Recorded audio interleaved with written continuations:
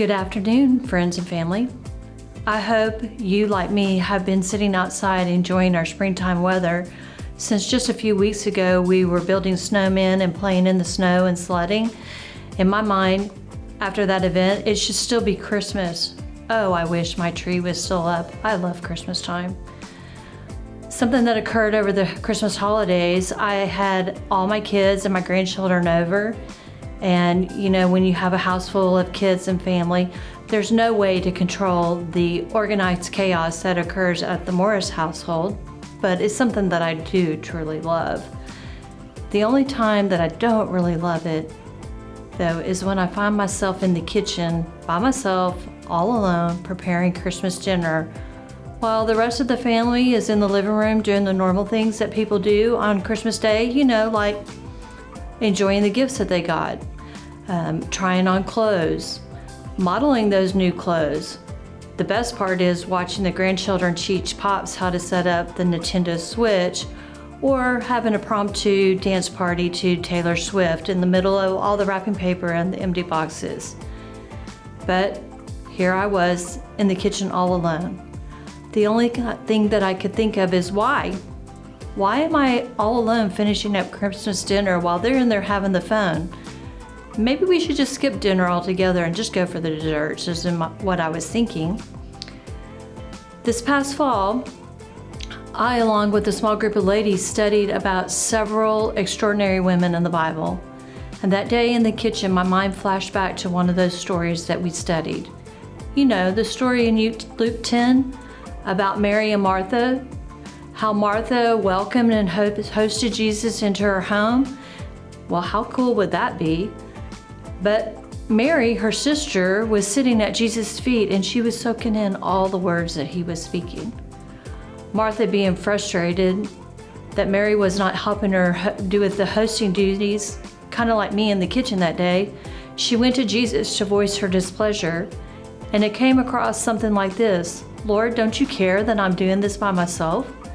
Can't you get me some help? How many times have we said that to the Lord? But Jesus didn't respond the way that she quite wished, and reminded her that Mary was doing the good part. Ouch, that kind of hurts. So my question is, are you a Mary or a Martha? I'm a Martha by natural instinct. I was a little concerned when I was studying about Martha, how she tended to get a little bit of negativity about her actions. And I listened to a sermon on these verses, and I love the perspective that was presented about Mary and Martha. As you know, Mary, she was sitting before Jesus' feet. So she was a woman of adoration, and she was absorbing everything that was being spoken. Martha was standing before Jesus. She was a woman of action and running around. Now stop for a moment. We need to be a balance of these two. Sitting at Jesus' feet is better than standing. If you sit now at Jesus' feet, you'll be able to stand tomorrow with the trials that you face. See, if you fail to sit, you will fall. Martha had the action without the adoration, and it only produced aggravation. That's a tongue twister. Let me say it again. Martha had the action without the adoration, and it only produced aggravation. However, you can also have the opposite feeling instead of aggravation.